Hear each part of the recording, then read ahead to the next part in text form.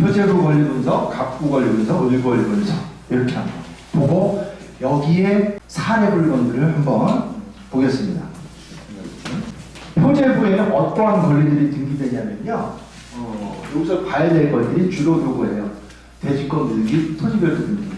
표제부는 부동산 표시에 관한 사항이 기재된다 그랬죠. 그리고 부동산은 일반 토지와 건물이 있고, 건물 같은 경우에는 단독 건물이 있고 또 이제 집합 건물이 있다 그랬어요. 지난 시간 간단히 말씀드렸죠. 집합 건물은 표제부가 한 동 전체하고 전유보험 표제부 두 개가 있는데 토지 등기부등본을 따로 두지 않고 대지권이라고 해서 같이 표시를 한다 그랬어요.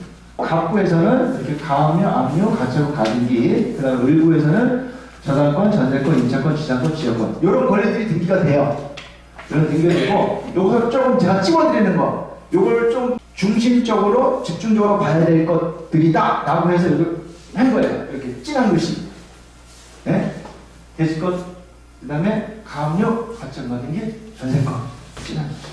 다른 건 뭐 별로 중요한 것도 없어. 그리고 오늘 공부하는 건 사실 모르셔도 권리 분석하는 데는 지장이 없지만 알면 더 좋겠죠? 네. 그래서 표제부부터 보겠습니다. 표제부. 자, 경매물건을 보니까 이렇게 있어. 아파트에 한 동 건물에 표제부가 있고 전유 건물에 표제부가 있으면 거기에 대지권 표시가 있는데 내 대지권 지분이 몇 평이다 이게 있는데 대지권이 없어. 등기가 안 돼 있어. 이걸 대지권 미등기라고 해요. 그러면 재개발, 재건축에 있어서 빌라를 구입을 할 때 뭘 보고 투자를 합니까? 대지권을 보고 투자를 하잖아요. 야, 이 대지 지분이 몇 평이야? 대지 지분이 3평이에요. 대지 지분이 10평이에요. 그러면 대지 지분이 클수록 좋은 거잖아요. 제가 투자 경험상 재개발, 재건축의 대지 지분을 사기 위해서는요, 최소 6평 이상인 걸 사세요. 6평 밑으로 사면은 별로 좋지가 않아요.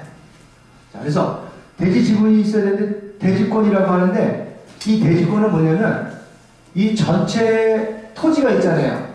이걸 한 동이라고 했을 때 전체 토지가 있으면 그림상에 보면 자, 전체 토지가 한 1000평에 있다. 그리고 여기에 100세대 아파트를 줬어. 100세대를 아파트를 줬어. 그러면 여기 예를 들어서 101호를 치게 대지권이 몇 평이냐면 여기 1000평에 대해서 100을 나눈 거야. 그럼 한 세대당 10평이 나오겠죠. 그럼 쉽게 얘기해서 이 사람 대지권 지분은 10평이에요. 10평이 있는 거야. 그래서 예컨대 1000평 토지 아파트 20평짜리 100세대를 지을 경우에 한 세대당 약 10평씩 대지권이 생긴다. 이거예요. 그럼 그런 물건 취득했을 때 뭐가 중요해요? 야, 내가 이 물건 아파트 샀는데 내가 돈을 주고 경매를 샀는데 이 대지권을 내가 취득할 거냐 취득 못하냐 이게 중요하겠죠. 대지권은 이 건물을 사용할 수 있는 권리예요. 이게 대지 사용권. 대지 사용권이 요 지분회별로 등기됐을 때 이 건물하고 토지하고 분리 처분할 수 없다. 이렇게 한 것을 용어로 대지권 이라는 거예요. 이 대지권이 등기가 안 돼 있는 경우는 대지권 미등기라는 거예요. 대지권 미등기. 그럼 왜 이런 걸 발생하냐면요.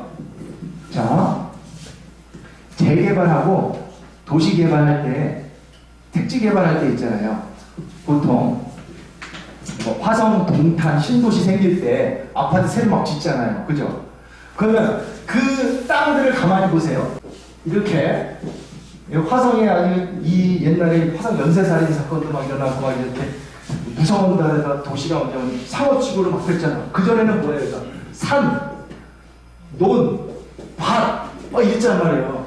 그 필지도 막 구불구불 막 이렇게 논은 101, 뭐 얘는 102, 막 이렇게 돼 있던 걸 얘를 갖다가 나라에서 싹 사갖고 싹 밀어버린 거 아니에요. 싹 밀어갖고 그냥 아파트를 딱 진 거야. 택지 개발한 거 아니에요. 그럼 여기 지번이, 구지번이 이렇게 돼 있었는데 새로운 지번을 부여해야 되잖아. 새로운 지번을 부여하는데요. 이게 지적 정리하는데 시간이 꽤 오래 걸린대요. 일단 건물을 새로 짓고 이 건물 지은 데다가 또 여기 대지권 지분을 또 산정해줘야 되고 그러고 해서 또 얘네들이 뭐 다툼이 있으면 내 지분이 몇 층이 어쩌지 좀 다투면 또 길어지거든. 그러면 일단 건물은 져놨는데 분양을 했잖아요. 그럼 얘네들 입주를 시켜야 되잖아. 그럼 이거 대지권 지분 산정 비율이나 이거 지적 정리 절차가 아직 안 됐다 그래서 입주를 못 시키면 손해잖아. 일단 입주를 시켜놔. 그래놓고 대지권은 나중에 등기를 하는 경우가 대부분이에요. 여러분 아파트 분양 받아보셨어요? 받아보신 분은 아실 거예요. 분양 받아보면 등기부는 보면 대지권 등기가 아직 안 되는 게 많아. 대부분. 나중에 등기를 해요. 다 입주번호 하고 나서. 근데 대지권이 이렇게 그리고 등기가 안 된 상황에서 경매가 나오는 거야. 그러면 대부분이 어떤 거냐면 신축 아파트 있죠. 몇 년 된 것들 이런 것들이 나온단 말이야. 자, 주요 원인. 집합 건물을 신축 분양하면서 되게 택지 개발하고 재개발하죠. 수분양자, 분양받는 사람이 분양대금을 다 냈어. 그리고 입주를 했어. 대지권은 천천히 등기해줄게. 이러고 나서 들어가서 살고 있어. 그러다가 내가 은행에서 대출받은 걸 안 갚아서 은행에서 경매를 붙였어. 그게 나왔어. 대지권이 없죠. 대지권 미등기가. 이렇게 돼 있어.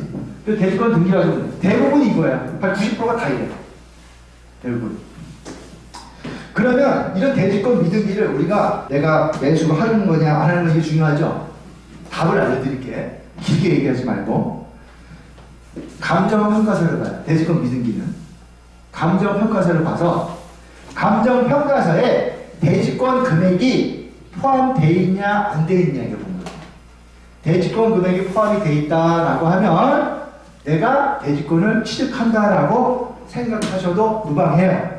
감정평가서가 대지권 금액을 평가해서 같이 포함해서 경매를 시행했다면 대지권을 취득하는 것이 원칙이다. 자, 예외로 만약에 분양받은 사람이 분양대금을 다 못 냈다. 그랬을 때는요, 분양대금 다 못 냈다면은 내가 그 분양대금을 내야지만 대지권을 취득하는 경우가 생길 수가 있어요. 그래서 어떻게 되냐?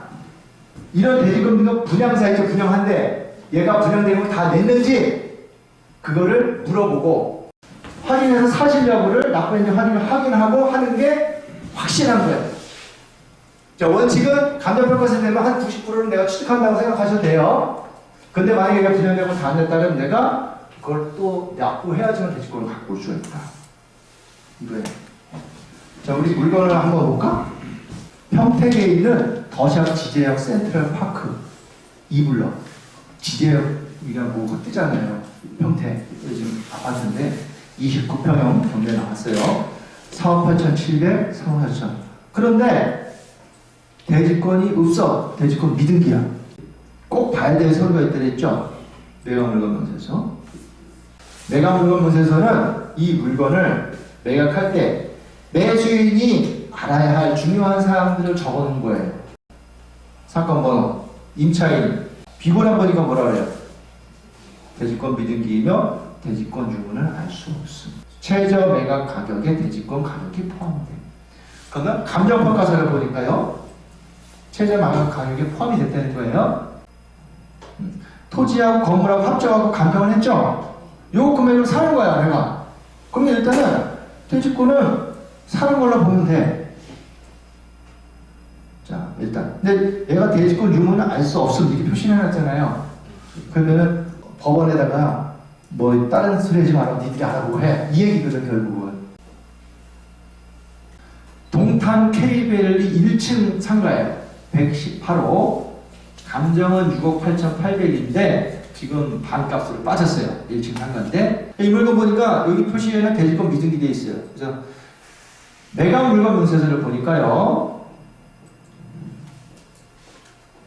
비고란에 대지권 미등기나 매각 목적물이 평가에 포함된. 그래서 써놨어. 그럼 감정평가서에 대지권 금액이 포함이 돼 있어요. 토지 금액 평가해갖고 포함이 됐죠? 포함해서 평가가 됐어. 자, 그러면은 이거는 또 거기서 신축이고 또 분양이 안 된 건가? 대지권이 분양 대금을 다 냈다고 봐야 돼요. 왜냐면 보세요. 뭐 분양사에서 물어보면 더 확실하겠지만, 자, 이것만 보더라도 이윤아 씨가 7억 1천에 주고 산 거죠, 이거. 그러면 이 상가를. 그 다음에 농협은행에서 근저당을 설정했어. 24억을. 그러니까 얘가 이거 24억이 아니고 공동담보를 한 거야. 이거 말고 다른 거 다 사면서 같이 공동담보로 대출 받은 거야. 그 농협은행에서 대출해줄 때 얘가 대주권이 없는 걸 보고 대출해주는 거 있어요? 다 확인하고 대출해주겠지. 상식적으로. 그렇잖아요. 그다음에 토지별도 등기. 토지별도 등기는 뭐냐면요. 대지권 미등기는 대지권이 등기가 안 돼 있는 걸 대지권 미등기라고 했어요. 그죠? 미등기, 등기가 안 된다. 토지 별도 등기는 대지권은 등기가 돼 있어요. 대지권 지분이 있어, 이렇게. 그런데 그 대지권에다가 토지 별도 등기 있음 이렇게 써놨어. 이 집합건물 토지 등기부 등본을 따로 띄워보면 거기에 이 집합건물에 대한 권리 제한 사항이 있으니까 그거를 한번 확인해봐라. 권리 제한 사항이 있을 때 알려주기 위해서 누구를? 집합건물 소유자한테 그걸 알려주기 위해서 그걸 토지 별도 등기 있음 이렇게 써놔요. 예를 들어서 내가 집 장사를 하려고 그래요. 집 장사를. 빌라 줘갖고 팔아갖고 집 장사를 좀 하려고 해요. 그럼 집 장사는 뭐가 필요해요? 토지가 있어야 되죠. 땅이. 분양해서 팔려면 토지를 싸게 사야 된단 말이야. 토지를. 그죠? 토지가 싸게 사기 위해서 주로 어떻게 하냐? 경매로 사요, 토지를. 그래서 이 얘기는 지금 자꾸 3천번 빠지는데, 그 구도심고 있잖아요? 서울 같은 데 보면 수익성이 많이 나오니까 노후된 빌라들 있잖아요. 거의 허리가 다 고주택. 짜투리 땅 같은 거, 이제 한 필지, 두 필지를 같이 사가지고 밀어갖고 새로 집을 짓는 수익성이 많이 나오는 거 있습니다. 어쨌든 땅이 필요해. 땅을 사갖고. 근데 내가 돈이 많지가 않아. 이 땅에 대해서 대출을 받아서 집을 지으려고 해요. 토지에서, 은행에서 대출을 받았어요. 그러면서 토지에다가 근저당을 설정하죠? 근저당 10억. 은행에서 근저당 10억. 그러다가 건물을 졌어. 그래서 예를 들어서 쉽게 이렇게 10채를 졌다 이거예요. 10채를. 10채를 져가고 요거 20평, 요것도 다 20평, 20평. 이 토지가 100평이라고 생각하고 쉽게 토지 100평짜리를 내가 대출 10억을 받아서 이 건물을 졌어요. 몇 채를? 10채를. 그럼 이 대지권은 20평당 몇 평이 있어요? 10평이 있지. 그러면 여기에 대지권 10평이 있지만 뭘 하나 또 적어놔. 요 근저당권 설정해놨잖아. 토지가 근저당권 설정된 토지잖아. 근저당권 설정된 토지에 집합건물을 진 거잖아요. 집합건물 대지권에 있는 데다가 토지 별도 등기 있음 이렇게 써라.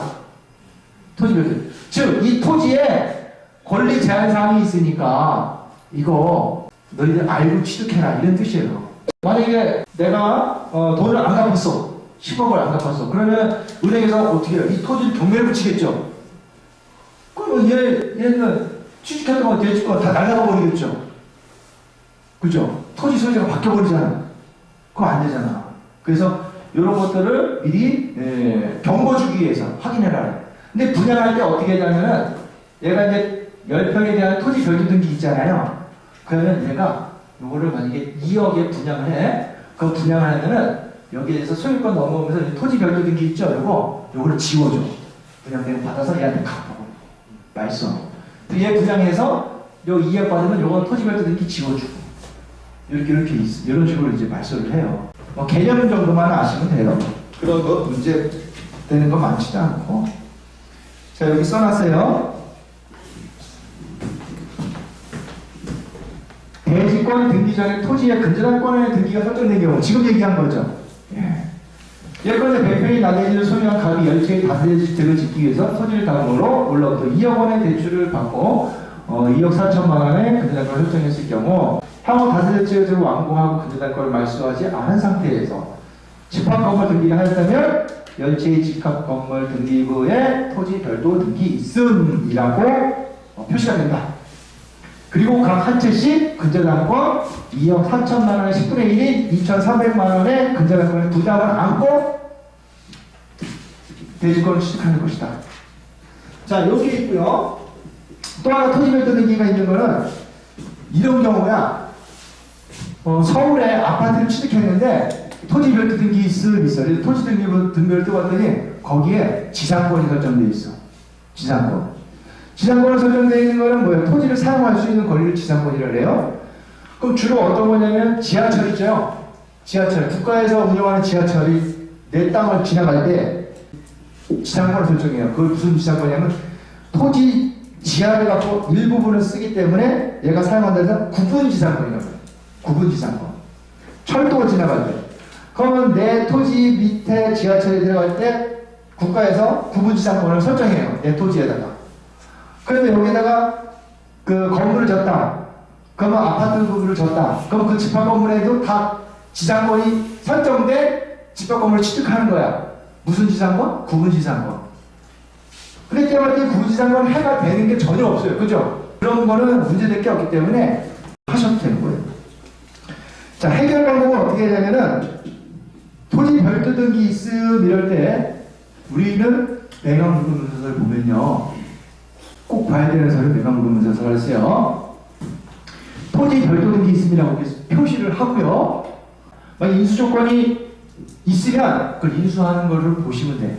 권리문서이고 나발이고 그냥 매각물건문서에 인수한다면 인수하는 걸 보시면 돼. 근데 토지 별도 등기 있음하고 인수조건이 없어. 그러면 인수 안 하는 걸 보셔도 무방해. 토지 별도 등기.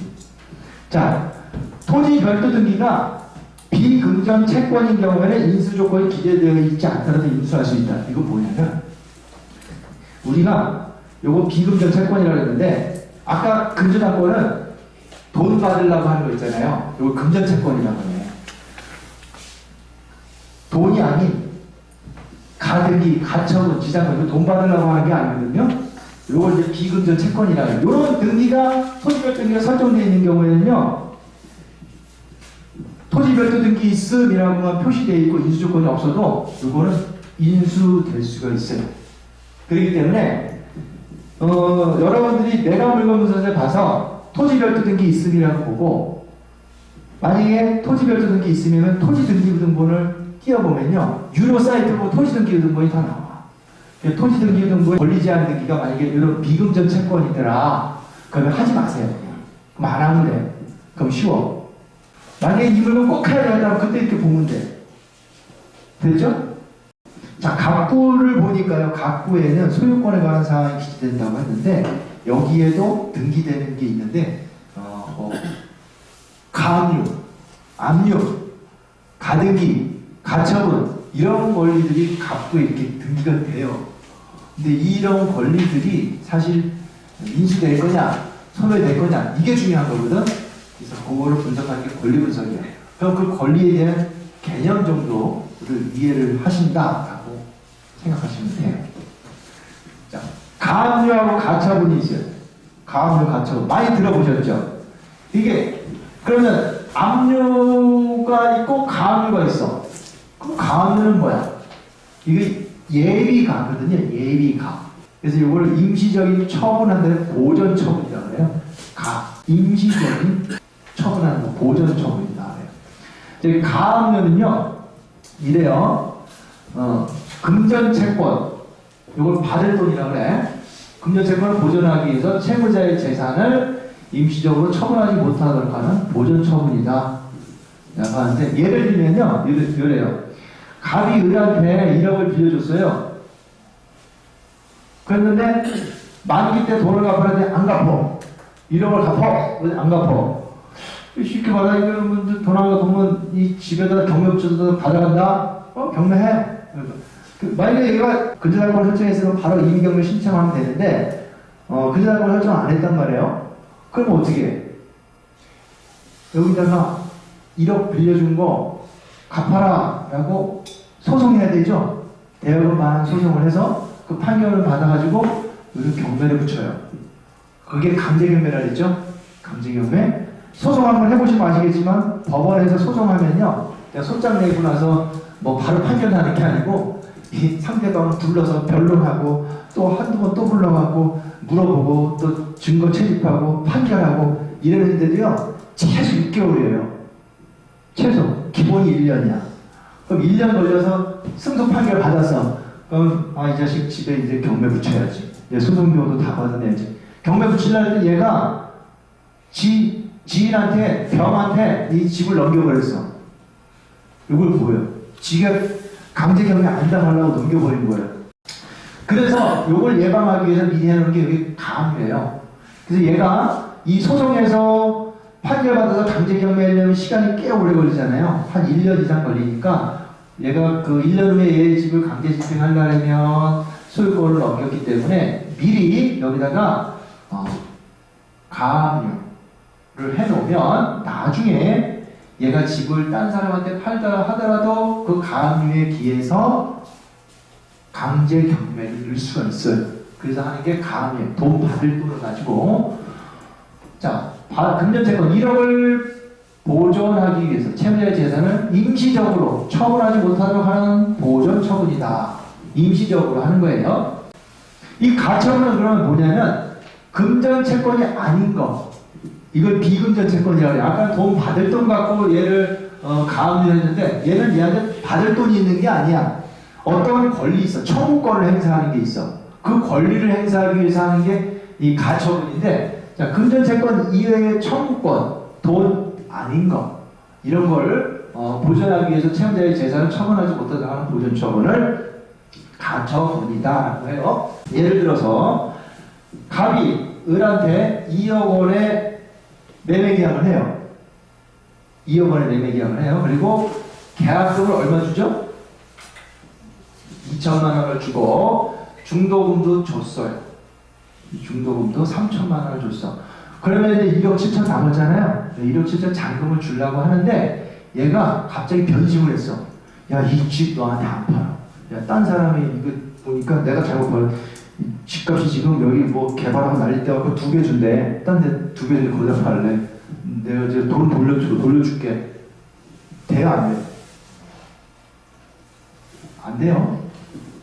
중도금 이상 주면요, 계약 해지 못해요. 계약금만 준 상태에서는 계약금 100을 주고 포기를 할 수가 있어. 계약금 100을 주고 2천만 원 받아서 내가 4천만 원 주고 나 계약 폐기할래 할 수가 있어. 그런데 중도금까지 주고 상태에서는 계약 100을 상환이 안 되는 거야. 근데 얘가 돈을 안 받겠대. 잔금 1억 7천을 준다니까 1억 5천이죠? 2억이니까 2천, 3천, 1억 5천. 1억 5천 받아. 소유권 갖고 와. 줘. 싫대. 그럼 어떻게 되냐면 얘는 여기다가 이 1억 5천만 원을 있죠? 여기다가 공탁을 해. 공탁이라. 대신 얘한테 공탁을 하고 여기다가 소유권을 갖고 하라는 소유권 청구 소송을 해요. 내가 얘에 대해서 매매 계약을 했고 중도까지 해서 얘는 소유권을 나한테 넘겨야 할 의무가 있습니다. 소유권 청구 소송을 하고 나머지는 나는 1억 5천 안 받으라 그래서 공탁을 해놓은 거예요. 변제 공탁을 해놓고. 그래서 소송하면 얘가 100% 이겨요.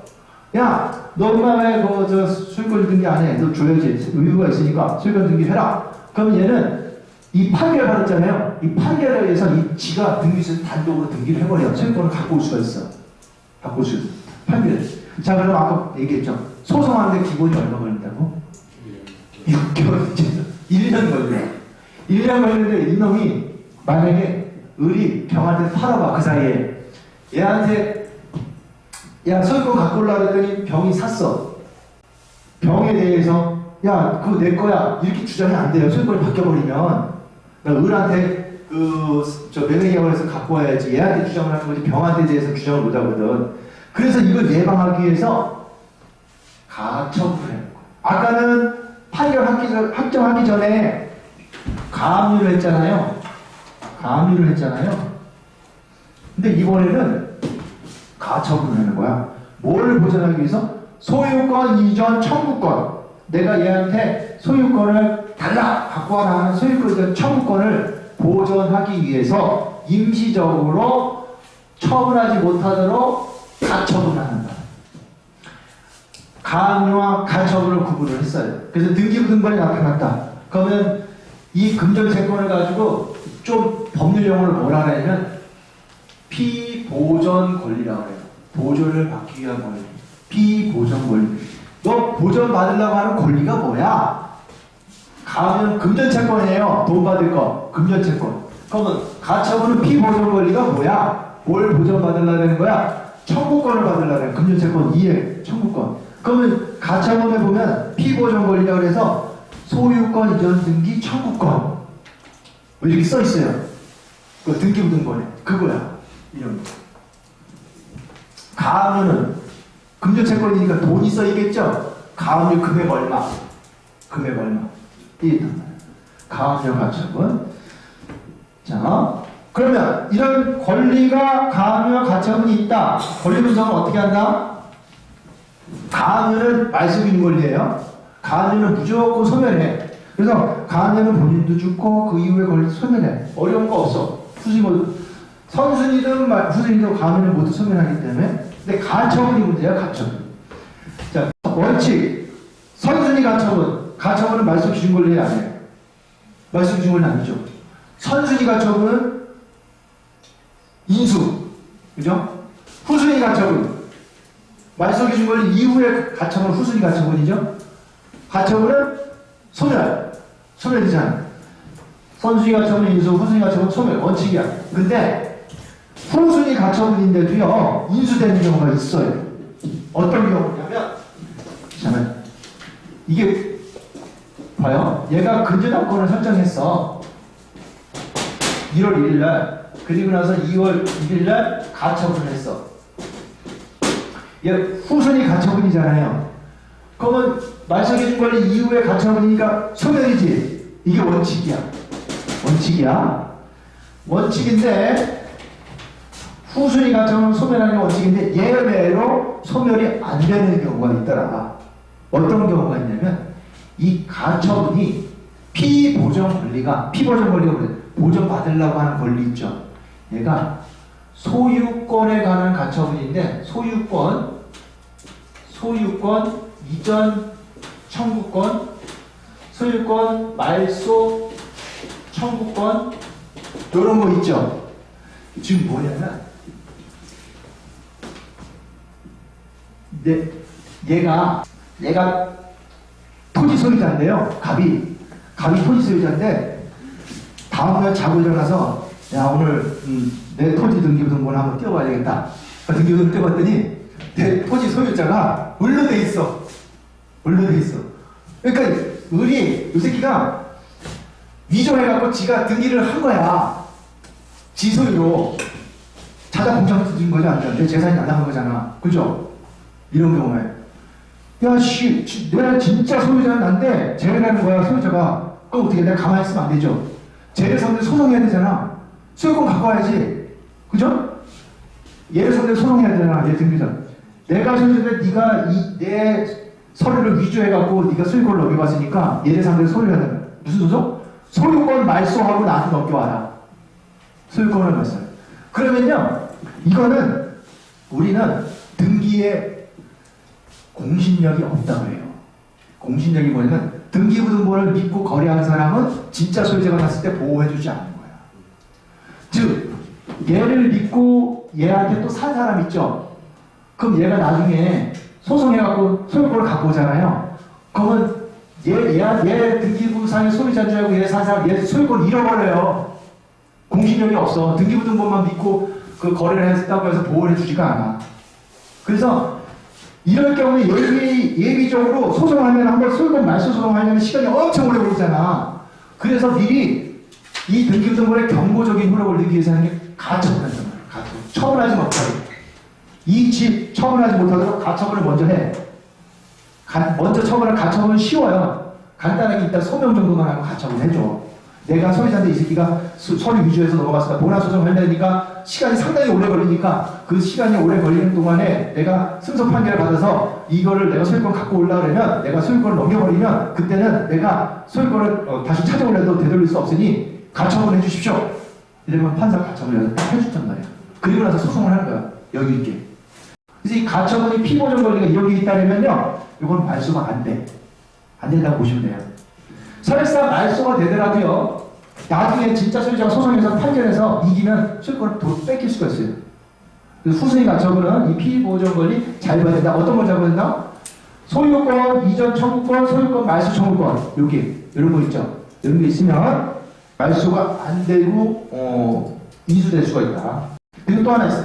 피보전 권리가 가처분인데 건물 철거 청구권, 건물 철거 청구권. 이건 뭐예요? 이렇게 하나 더 붙어. 토지 인도 및 건물 청구권. 피보전 권리가 가처분의 피보전 권리가 토지 인도 및 건물 철거 청구권일 경우에도 후순위 가처분이지만 말소가 안 된대. 이럴 때 가처분은 어떨 때 가처분을 하냐면은 내 토지인데 언제 내가 이제 지방에다 땅을 하나 사갖고 이제 이따가 가끔씩 한 번씩 내려가. 가끔 와가지고 어느 순간 어떤 놈이 요 집에다가 건물을 전놨어. 나 모르게 건물을 전놨어. 내가 건물을 전. 쉽게 말하면 내가 땅 소유자인데 요 건물이 만약에 이제 의리라고 해요. 내가 땅 소유자인데 왜 여기다 건물 짓냐? 네 땅이야? 나 몰랐어. 왜 되는 거야? 그래서 야 건물 철거해. 그래야 되겠거든요. 내 소유권이니까 내 땅 위에서 왜 권한 없이 여기다가 건물을 승낙 없이 철거해? 안 한대. 그럼 어떻게 해야 돼요? 내가 강제로 가서 도끼를 부술 수 없잖아. 소송해야죠. 내가 또 법원에다 판결을 갖고 철거를 해야 되니까 이 소송은 어떤 거 하냐면 토지 인도, 네가 깔고 있는 토지를 나한테 갖고 오고 토지 인도 및 건물 철거해라. 이 소송을 하는 거예요. 이게 바로 건물 토지 인도 및 건물 철거 청구권. 이 소송할 때 소송은 6개월 이상 걸리죠. 근데 이놈이 또 다시 이 건물을 병한테 넘겨갖고 병이 있으면 얘에 대해서 집행을 하려면 집행이 안 돼. 그래서 일이 하는 게 가처분이에요. 가처분. 건물 철거 청구권에서 가처분하는 거야. 그럼 여기다가 이 건물에다 가처분을 해놓는데 토지 인도 및 건물 철거 청구권에서 가처분. 그럼 여기 등등등 보니까 여기 가처분이 돼 있어. 그럼 이 건물은 후순위 가처분이다 하더라도 이 가처분은 말소가 안 돼요. 왜? 나중에 본안 소송해가지고 철거해라는 이 건물 철거될 운명이잖아. 갑부를 보면 또 하나 가등기라는 게 있어요. 가등기를 많이 들어보셨죠? 가등기를 주로 많이 하는 경우는 뭐예요? 쉽게 얘기해서 남 못 먹게 침반을 넣는 거지. 딱 사과에다가 못 먹게다가 침반을 넣는 거야. 그러고 나서 나중에 와갖고 내가 먹는 거야. 침반을 못 먹지. 안 먹는 거지. 네. 사례를 들면 그런 거예요. 예를 들어서 자 주로 요 고객 청구권 보전 가등기라고 그러는 거예요. 갑이 을로부터 집을 매수를 해요. 집을 2억 주고 사요. 얘는 매수했기 때문에 매수인이고 얘는 매도했기 때문에 매도인이에요. 그래서 사면서 계약금을 딱 줬어요. 그리고 나서 잔금을 언제 하게 됐냐면 1년 있다가 내가 줄게. 1년 있다가. 그리고 그때 소유권을 나한테 줘. 지금 내가 돈이 없으니까 계약만 해고 그렇게 오자. 1년 후에 잔금하고 소유권을 이전해라 했더니 얘가 그 사이에 못 기다리고 딴 놈한테 팔아버렸네. 병한테 팔아버렸네. 그러면 만약에 가등기를 해놓고 만약에 딴한테 팔았다면 얘가 나중에 가등기를 위해서 본등기를 하게 되면요 이 병한테 팔았다 그러더니 소유권을 얘가 갑으로 갖고 올 수가 있어요. 자 이렇게 여기 보세요. 그림이 여기 있죠. 얘가 가등기를 해놓으면 가등기 이후에 소유자한테 다른 사람한테 팔았다 하더라도 이 가등기권자가 나중에 본등기를 하게 되면요 요 중간에 가등기 이후 본등기 사이에 중간에 소유권 이전 등기나 또 설사 뭐 금지다권 설정했던 이런 권리들은요 다 말소가 됩니다. 말소가 되는데 이거는 내가 말소 신청을 하지 않아도 본등기를 하게 되면 등기 공무원이 직권으로 지워버려요. 말소해버려. 이게 가등기는 꼭 소유권만 하는 게 아니에요. 소유권만 있는 게 아니고 소유권에 관한 가등기뿐만이 아니고 금전당권 이전 청구권을 위해서 가등기를 할 수 있어요. 금전당권을 내가 이전받기 위해서 미리 가등기를 해놓을 수도 있고요. 또 지상권을 이전받기 위해서 미리 그 가등기를 해줄 수 있어요. 본 등기를 하기 전에 여기 나오는 건 지금 소유권에 관한 가등기이기 때문에 지금 매매 예약을 해서 나중에 그 본등기 갖고 오기 사이에 하는 거를 소유권에 관한 가등기, 이걸 청구권 보전 가등기라고 하고요. 자, 이번에 담보 가등기가 있는데요. 이거는 목적이 소유권을 바뀌는 게 아니고 돈을 빌려주고 거기에 담보 목적으로 설정한 게 가등기예요. 그래서 얘가 1억을 빌려줬는데 담보로 금전담보를 설정할 수도 있지만요, 가등기를 설정할 수도 있어요. 그것이 담보 목적으로 한 거라서 담보 가등기라고 해요. 그래서 돈을 빌려주고 돈을 갚지 않으면 갑은 얘 집에 대해서 경매를 신청해서 그 돈 빌려준 걸 받아올 수가 있어요.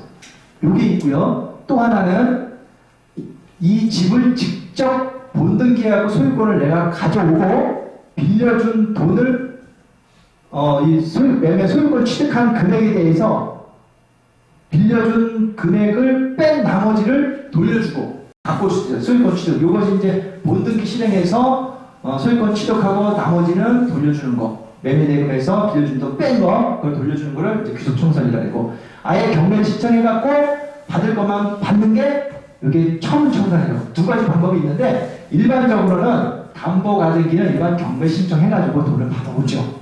돈을 받아와요. 담보 가등기 실행.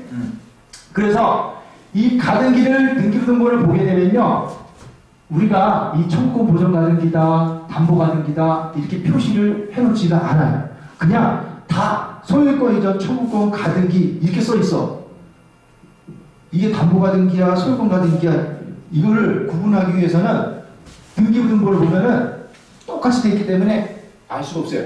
뭘 갖고 확인하냐면, 경매가 진행되면 이 가등기권자한테 네가 담보 가등기냐, 소유권 청구권 가등기냐 법원에서 물어보고, 담보 가등기면 너 돈 받을 목적으로 가등기한 거니까 받을 돈이 얼마인지 여기다가 채권 계산서를 제출해라. 그래요. 채권 계산서를 제출하게 되면 담보 가등기고, 가등기권자가 아무것도 안 하고 가만히 있으면 소유권 가등기.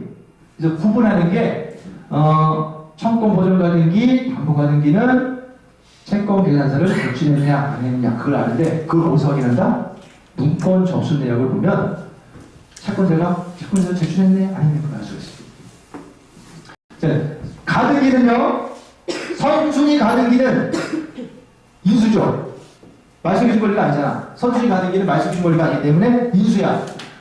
후순위 가등기는 소멸. 담보 가등기는 선순위든 후순위든 담보 가등기는 말소기준 권리니까 소멸. 청구 보전 가등기는 선순위일 경우에 인수, 후순위일 때는 소멸. 남양주시에 있는 아파트인데요. 자, 감정가 3억 5천인데 30% 빠져서 2억 4,500이고요. 여기 보니까 소유권 가등기가 있어요. 선순위 가등기가 있어요. 차이 있긴 있는데, 순위 6번 최선순위 소유권 청구 가등기는 말소되지 않고 매수인 인수함. 만약 가등기된 매매 예약이 완결된 경우 매수인 소유권을 상실할 수 있어. 이게 우리가 뭐 인수된다 안 인수된다 그 내용을 모르더라도 매각물건분세서에 이렇게 적어놨기 때문에 요거대로 보시면 돼요. 지금 등기부등본상에 최선순위 가등기가 있어요. 근데 이 가등기가 담보 가등기가 아닌 거야. 즉 배당력을 안 했어. 채권 신고를. 그래서 얘는 청구권 가등기거든요. 그래서 얘는 나중에 낙찰받아도 말소가 안 돼. 그리고 가등기권자가 본등기하면요, 내 소유권을 잃어버려요. 이 선순위 가등기 있는 거는요, 하면 안 돼요. 사실 오늘 실무상 우리가 생활하면서 실무상 가장 중요한 부분이 이거예요.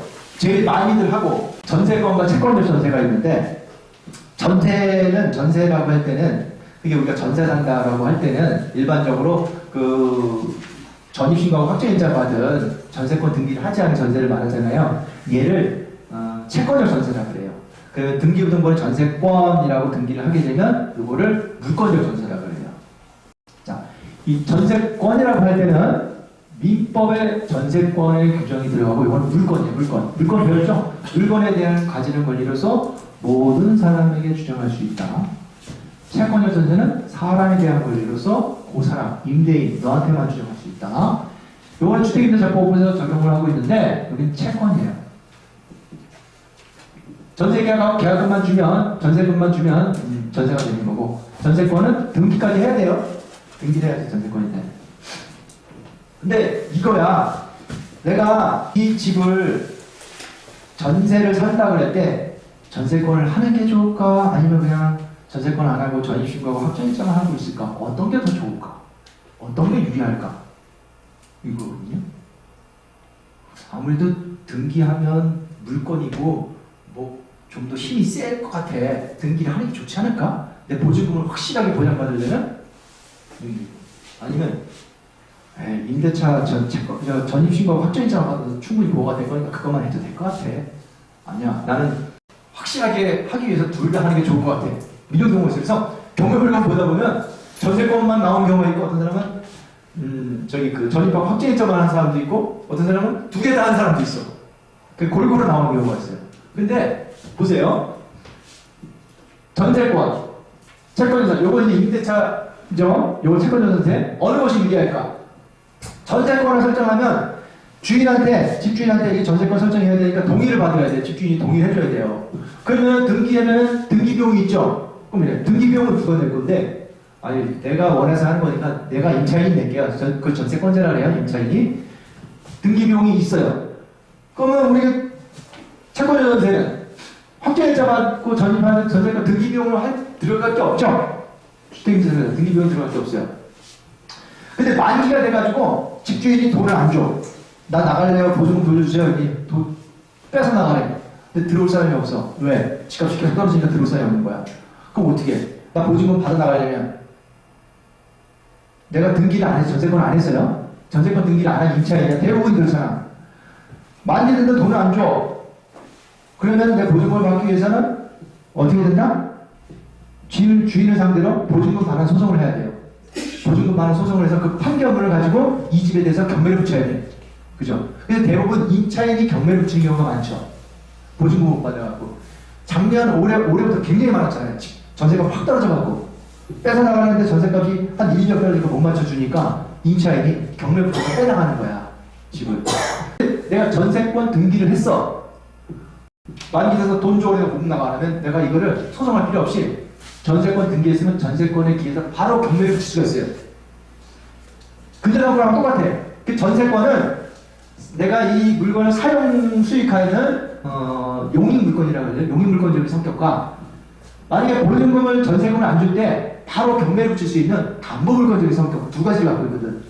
근데 이 전세권은 경매 신청권이 있다. 확정일자는 경매 신청권이 없다. 소송에서 판결을 갖고 경매를 신청할 수 있다. 그죠? 요게 유리하지, 일단 전세권은. 그럼 우선 변제권이라는 게 있어요. 우선 변제권은 후순위 권리자보다 우선해서 변제받을 권리죠. 전세권을 아닌 임차인으로서 확정일자, 전입한 확정일자 받았어. 내가 살고 있는 집이 아파트야. 이걸 집합건물이라고 해요. 그러면 건물분이 있고 대지권 부분이 있죠. 이 전체에 대해서 매각한 금액에 대해서 우선 변제권을 받아요.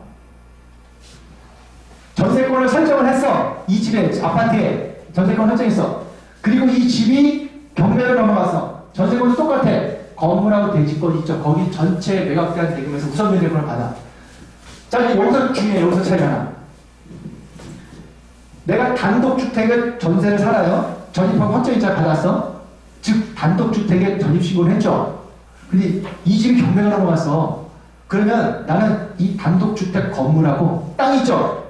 땅에 대해서 전체 매각대금에서 우선 변제를 받아. 전입하고 확정일자 받으면. 근데 전세권은 단독주택의 건물에 대해서 전세권을 설정했죠. 토지에도 전세권 설정 안 했죠. 단독 건물이 토지와 건물이 경매 넘어가면 건물분에 대해서 우선 변제권을 받아요. 전세권, 토지에 대해서 우선 변제권을 못 받는다고. 이해되세요? 이게 차이가 커요. 그러면 결국은 확정일자가 더 유리하지.